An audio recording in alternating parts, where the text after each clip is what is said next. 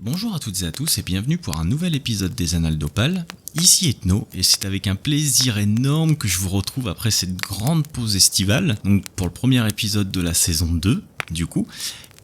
C'est tout seul que je vous retrouve. On a un peu de mal à coordonner les emplois du temps avec Cook en ce moment, mais ça va arriver. D'ici 2 semaines, on aura le premier vrai épisode, puisqu'aujourd'hui je me suis dit qu'on allait tester le principe du book haul. Donc le book haul, qu'est-ce que c'est ?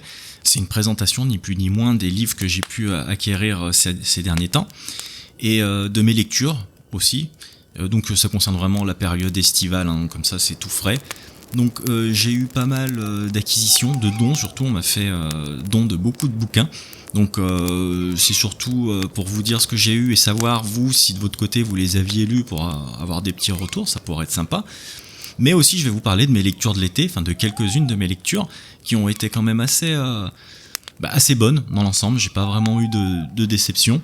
Et on va attaquer maintenant directement avec les bouquins que j'ai acquéri. Donc en fait il y a un peu de tout, c'est ça qui est assez marrant. Donc je tiens ça d'un ami qui a une bibliothèque assez étendue en termes de genre, voilà. Donc il y a de la SF, il y a un peu de fantasy et il y a aussi du roman noir. Donc ça j'ai vraiment hâte de vous en parler, mais on va attaquer tout de suite. Donc j'ai pris ça sur les conseils de Cook, qui m'avait déjà envoyé un bouquin de cet auteur que pour l'instant j'ai pas ouvert, hein. Je suis désolé mon Cook, mais voilà. Ça c'est compliqué de tout lire parce que la pile à lire grossit de mois en mois. Enfin bon, je pense que tout le monde a un petit peu ce problème. Donc l'auteur c'est Roger Zelazny, avec un roman assez court qui s'appelle Aujourd'hui nous changeons de visage. On est vraiment dans la SF, hein, parce que d'habitude le monsieur il me semble qu'il fait quand même assez dans la fantasy. Donc là, c'est un cataclysme mondial qui a eu lieu et il reste l'humanité qui vit en communauté, hein, donc à l'intérieur de lieux qu'on appelle des maisons. Donc voilà, écoutez, je l'ai pas lu, donc pour l'instant c'est tout ce que je peux vous dire du bouquin, parce que en même temps je lis un petit peu la quatrième de couverture. Ça, visiblement c'est une vieille édition de Noël, donc ça j'aime beaucoup ce genre d'édition un peu old school. Donc pareil, si vous avez déjà lu, si vous savez ce que vaut le monsieur dans la science-fiction, je suis assez preneur pour savoir s'il faut que je le mette en haut de ma pile ou si ça peut attendre un petit peu. Quoi qu'il en soit, il a déjà une grosse renommée dans le monde de la fantasy. À voir ce que ça peut donner sur de la science-fiction. Pour continuer un petit peu sur la SF, on m'a filé aussi un Robert Silverberg, mais c'est pas vraiment à proprement parler, un livre de l'auteur, parce qu'il s'agit en fait de Robert Silverberg présente Horizon lointain. Pour célébrer donc l'an 2000, et pour célébrer la date, hein, il a réuni beaucoup d'auteurs assez connus. Hein, donc on a Orson Scott Card, donc avec le cycle de la stratégie Ender, si je me trompe pas, du Ursula Le Guin, Dane Simmons, tout ça, enfin que des grands noms. Et en fait, à ces personnes, il leur a demandé de continuer de reprendre un texte sur un univers que ces auteurs ont déjà créé. Donc moi je trouve que c'est vraiment une super initiative, assez originale en plus de ça, dans la mesure où ça nous permet de replonger l'espace d'un instant en fait, le temps d'une petite lecture, dans un univers qui avait déjà été planté par un de ces auteurs. Donc il y a matière, hein, vu les invités dans le bouquin. Donc ça j'ai quand même assez hâte de m'y mettre et de voir ce que ça peut donner. Donc voilà, pareil, hein, si vous avez déjà lu ou si vous savez de quoi il s'agit un peu plus précisément, n'hésitez surtout pas. Là, il s'agit sans doute d'un futur épisode, j'aimerais bien le proposer à Cook, d'ailleurs il est pas au courant, donc Cook, si t'écoutes cette émission, j'espère que oui. Voilà, je te fais la proposition en direct, quelque part. C'est Demain les chiens, de Clifford Simak. Donc c'est un classique de la dystopie. Donc qu'est-ce que c'est visiblement ? Visiblement, en plus je sais de quoi ça parle, je dis visiblement, mais je sais tout à fait de quoi ça parle, parce que je l'avais lu déjà un peu plus jeune, mais je pense que j'étais pas prêt, ou que je m'attendais peut-être à autre chose, donc j'en ai que très peu de souvenirs, mais voilà, ça se passe dans un monde où les chiens ont pris le pouvoir, mais ont évolué, et l'homme a disparu. Donc il y a toute une réflexion là-dessus, sur ce que c'était l'humanité avant, comment ils ont pu en arriver là, si je me souviens bien, et je pense que dans cette dynamique de chroniquer et de faire des épisodes spéciaux sur les classiques, ça peut être ça peut être un bon épisode, voilà, parce que le roman a quand même, le roman, oui, si c'est un roman, a rien à prouver et il a déjà acquis ce statut culte, donc voilà. Cook, si t'es motivé, Clifford Simak, Demain les chiens, je pense que ça peut être une lecture assez sympa. Voilà, moi maintenant avec la bouteille en tout cas, je pense que ça pourrait être un peu plus intéressant que quand j'étais gamin, même si c'était il y a pas si longtemps que ça finalement. Donc là, on n'est plus du tout dans le même genre, parce qu'il s'agit de Raymond Chandler.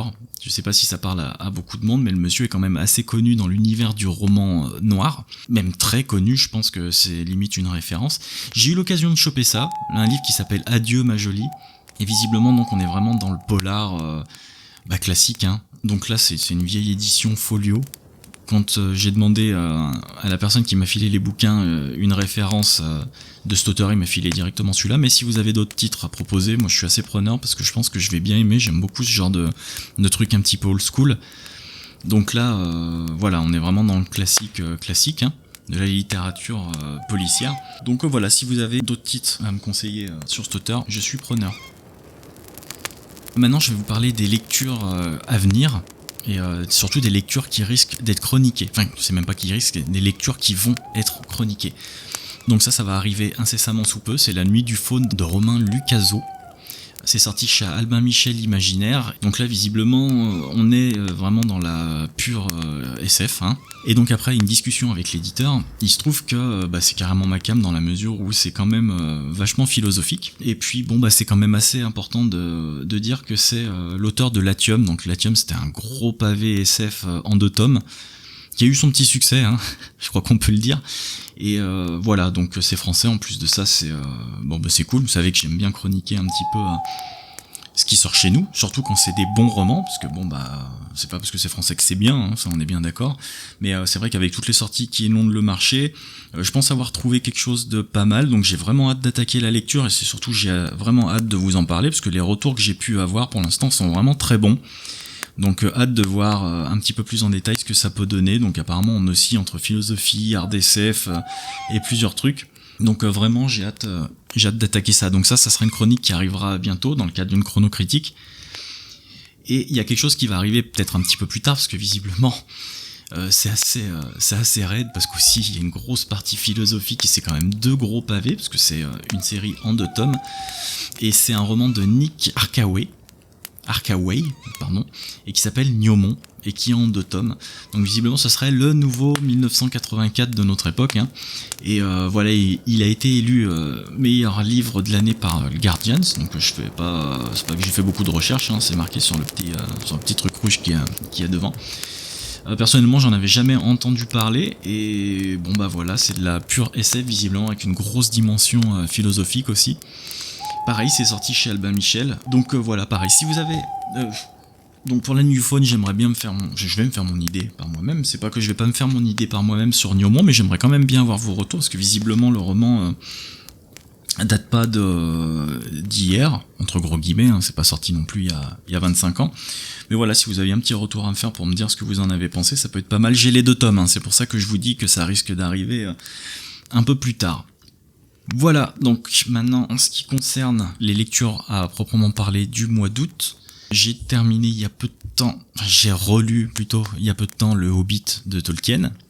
Je tiens à préciser que c'est la nouvelle traduction, que j'avais attaqué l'ancienne, et donc j'ai filé acheter la nouvelle édition qui, cela dit, est magnifique. Donc c'est l'édition toute noire avec les runes dorées et tout ça, donc vraiment, en plus que c'est une illustration de Tolkien, donc c'est encore mieux. Et du coup je pensais me remettre un petit peu à relire l'ancienne édition pour voir si les différences étaient vraiment frappantes ou pas, ou si ça valait vraiment le coup au final. Quoi qu'il en soit, je pourrais pas en dire plus dans la mesure où avec Cook on a prévu d'en faire un épisode spécial. Donc voilà, un petit teaser. Il va y avoir un épisode sur le Hobbit, et malgré que le livre soit tout petit, il y a quand même beaucoup de choses à dire. Donc je pense que on va s'éclater. D'autant plus que même après toutes ces années, ça se lit vraiment toujours tout seul. Donc voilà, sa petite lecture peinard pour les vacances. Du coup j'ai enchaîné avec les 2 tours, toujours de Tolkien. Donc là, lecture un petit peu plus raide, pour ne pas dire plus longue, beaucoup plus longue. Donc vraiment, j'ai suivi les conseils de Cook qui disait qu'il fallait lire Le Seigneur des Anneaux comme une grande balade. Et j'ai essayé de prendre le bouquin comme ça, donc ça a fonctionné cette fois, je me suis pas arrêté au premier tiers. Mais malgré tout, c'est vrai qu'il y a beaucoup de descriptions. C'est quelqu'un, Tolkien, qui prend beaucoup son temps, surtout dans le Seigneur des Anneaux. Donc je vais attendre un petit peu avant de finir la trilogie, je vais mettre ça un petit peu de côté, histoire de digérer déjà ce qui vient de se lire. Mais bon oui, en effet, hein, la plume de Tolkien est vraiment sublime, est vraiment belle. Voilà, c'est des fois un style un petit peu étouffant dans la mesure où il y a beaucoup de descriptions. Et je trouve que des fois ça freine un petit peu la motivation. À défaut de freiner la lecture, parce que bon bah c'est vrai qu'on se balade vraiment dans des paysages somptueux. Et bon, voilà, au moins je pourrais dire que cette fois-ci, je suis arrivé à le terminer. Donc, ma grosse surprise, très grosse surprise, et mon gros coup de cœur de cet été, ça reste un Oscar Wilde avec le portrait de Dorian Gray. J'avoue que c'est un livre qui a été offert en fait avec l'achat de 2 autres poches. C'est les opérations de l'été où quand il y a 2 livres à acheter, un livre offert, je l'ai pris un petit peu au hasard. Et j'avoue que ça a été vraiment la grosse claque. Moi qui lis dans le cadre des émissions des classiques de cette époque-là, j'avais toujours trouvé qu'il y avait quelque chose de très poétique dans ces vieux textes et tout ça. Mais là, pour le coup, j'ai trouvé le maître. Hein. Ça a été vraiment une super surprise. La plume de Wilde est vraiment monstrueuse. Ça se lit tout seul, ça coule tout seul. Donc voilà, hein, Dorian Gray s'est fait tirer le portrait par un de ses potes. Et c'est le portrait de Dorian qui vieillit à sa place et qui prend à sa place les marques de ses péchés, de ses excès, tout ça. Donc il y a une réelle dimension philosophique derrière tout ça. C'est la vie d'Oscar Wilde à peine dissimulée, hein, ça on est bien d'accord. Et voilà, vraiment une très grosse claque, une plume, mais d'une beauté vraiment saisissante. Du coup on commence et on a vraiment du mal à s'arrêter. Donc voilà, pour ceux qui ne l'auraient pas lu, lisez-le, hein, concrètement. Ça, pour ce qui est de grands classiques de la littérature, on est en plein dedans. Sinon, le gros pavé, et dans tous les sens du terme, hein, que ce soit en termes de pages ou que ce soit en termes d'histoire et tout ça, je suis tombé sur un livre de Thierry Dirollo, et qui a écrit l'intégrale de Bank Green. Donc ça c'est sorti chez Le Bélial, et vraiment c'est à la taille d'un parpaing ce machin là. Donc ça contient 3 romans. J'ai lu que le premier pour l'instant, et j'avoue que c'est assez raide. Il faut s'accrocher, on est en plein dans la dark fantasy, donc c'est français. Et de la dark fantasy vraiment à la dimension extrêmement philosophique, ça parle beaucoup de la mort. Voilà, donc on est sur une planète vraiment étrange, hein, qui est gelée la plupart du temps. En fait, il y a que 2 saisons, et c'est vraiment un monde créé par l'auteur qui est vraiment extrêmement riche avec ses propres codes, ses propres lois. C'est vraiment sans pitié par contre, et ça on s'en rend compte vraiment dès les premières pages. Et donc Mordred, le héros principal, est une personne qui peut voir la mort des gens. Il sait comment les gens vont mourir, donc déjà bonsoir quoi, je me présente, je suis Mordred, je vais te dire comment tu vas mourir si tu veux le savoir. C'est assez, c'est en plein été, c'est assez plombant comme truc, hein. Donc je me réserve la suite pour au moins cet automne, voire cet hiver, parce que ça se lit pas vraiment avec un gros soleil qui tabasse. Mais voilà, la dimension philosophique est quand même assez épaisse, ça parle de thèmes qui sont pas rigolos, même l'histoire en elle-même est vraiment assez cruelle par moments. Donc voilà, un monde construit mais vraiment d'une main de maître en fait, parce que vraiment là on voit qu'il y a eu un travail acharné, et puis dans les interviews de l'auteur que j'ai pu voir, vraiment il met l'accent là-dessus, hein. Il y a eu un gros travail. Et d'ailleurs Cook, c'est un bouquin dont je t'ai parlé, je t'avais dit que j'avais eu une grosse surprise cet été en dark fantasy, voilà, Bank Green de Dirollo, qui est vraiment monstrueux, mais par contre assez plombant. Voilà, on est dans les thèmes de la dark fantasy, hein, ça c'est certain. Donc au-delà de cette philosophie sur la vie et sur la mort, il y a vraiment des passages qui méritent d'être relus plusieurs fois pour vraiment appréhender tout ça. Mais je pense qu'une fois qu'on a passé vraiment ce côté vraiment très dur, après c'est que du bonheur. Et pour terminer, j'aimerais parler d'un bouquin un petit peu spécial à mes yeux, qui a été écrit par Aline Reynal et Albert Rognand, qui sont 2 amis à moi, des amis d'un certain âge, hein, et qui ont voyagé, et surtout qui sont botanistes. Et quand je dis qu'ils ont voyagé, c'est pas peu dire. Ils ont dû faire le tour de la planète, hein, tout ça pour aller voir des plantes, des fleurs et tout ça, parce qu'il faut savoir que l'une de mes grandes passions, c'est de jardiner aussi, avec eux, en grande partie, et c'est vraiment, j'ai appris vraiment énormément de choses, notamment sur les orchidées, hein. Donc j'ai commencé une collection d'orchidées à cause d'eux, ou grâce à eux, je sais pas trop, ça dépend du point de vue, de mon point de vue ou celui de ma compagne, hein, du coup. Mais voilà, donc là qu'est-ce qui se passe dans ce bouquin qui s'appelle À la découverte de la nature sauvage, 60 ans d'exploration. C'est ni plus ni moins qu'un jeu de questions-réponses entre les deux zouaves, parce que c'est vraiment des bouts d'entrain ceux-là. Hein. Ça raconte vraiment leur épopée à travers les différents pays qu'ils ont pu traverser, les différentes remarques qu'ils ont à faire sur tout ça. Donc, comme ils le disent, c'était l'aventure, comme autrefois. Voilà, c'est vrai que c'est des notes de terrain, et c'est surtout ils ont un recul par rapport au climat, par rapport à tout ce qui se passe maintenant, et par rapport à ces questions qu'il n'y avait pas il y a 60 ans, ou alors qui étaient moins présentes et peut-être moins importantes. Donc il y a une certaine naïveté là-dedans, d'autant plus que c'est des personnes d'un certain âge, mais qui ont quand même gardé leur âme d'enfant, hein, et ça on peut pas leur enlever. C'est des grands blagueurs, voilà, mais c'est des personnes adorables, et ils ont su vraiment, au travers de ce bouquin, arriver à faire passer et ben voilà, cet amour pour les plantes, cet amour pour le voyage aussi, cet amour pour la nature, pour le règne animal et pour tout ça. Et je trouve ça vraiment intéressant d'avoir des témoignages comme ça, surtout de pays étrangers en fait, c'est surtout ça. C'est-à-dire qu'il y a une grande passion derrière tout ça. Je trouve ça vraiment très très très intéressant, encore une fois. C'est sorti chez l'édition L'Harmattan, c'est trouvable sur le site, je pense, je sais pas si c'est trouvable en magasin, quoi qu'il en soit. Voilà, c'est très léger, mais en même temps, je pense que c'est aussi une mise en garde sur ce qui peut se passer. Mais voilà, en toute honnêteté, moi j'étais pas mort de rire, mais j'avais le sourire vraiment tout au long du bouquin. Voilà, cette forme de naïveté est vraiment super touchante. Et voilà, pour les personnes qui s'intéressent un petit peu à la nature, à l'environnement, voilà, c'est pas un livre écolo, c'est pas un livre au message écolo non plus, mais voilà, c'est une observation de ce qui peut se passer et de ce qui s'est passé. Et puis surtout, il y a des schémas, parce qu'il faut savoir que en botanique, il faut savoir dessiner aussi. C'est pour ça que bon, comment dire, je ne dessine pas, moi, hein, vaut mieux, surtout pour illustrer des bouquins. Moi j'aime les plantes, j'aime les fleurs, mais par contre, je ne sais absolument pas dessiner, et eux par contre le savent, et donc on est gratifié quand même de beaucoup de croquis et de machins comme ça.